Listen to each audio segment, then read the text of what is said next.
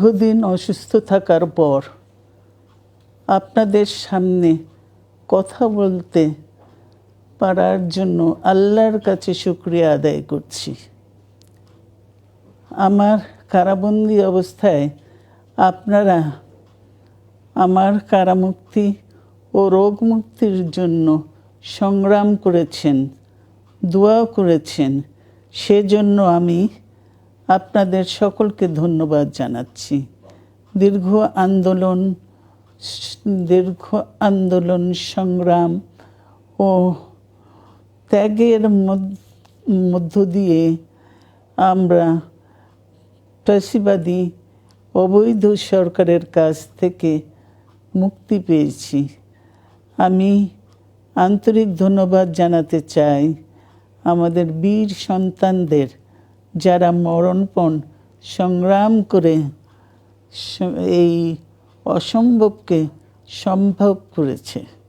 শত শত শহীদদের জানাই শ্রদ্ধা। এ বিজয় আমাদের নতুন সম্ভাবনা নিয়ে এসেছে। দীর্ঘদিনের নজিরবিহীন দুর্নীতি, গণতন্ত্রের ধ্বংসের স্তূপের মধ্য থেকে আমাদের নির্মাণ করতে হবে এক সমৃদ্ধ বাংলাদেশ। ছাত্র তরুণরাই আমাদের ভবিষ্যৎ। তরুণরা এই যে স্বপ্ন নিয়ে বুকের রক্ত ঢেলে দিয়েছে, সেই স্বপ্ন বাস্তবায়নে করতে মেধা, যোগ্যতা, জ্ঞান ভিত্তিক গণতান্ত্রিক বাংলাদেশ গড়ে তুলতে হবে। শোষণহীন সমৃদ্ধ বাংলাদেশ।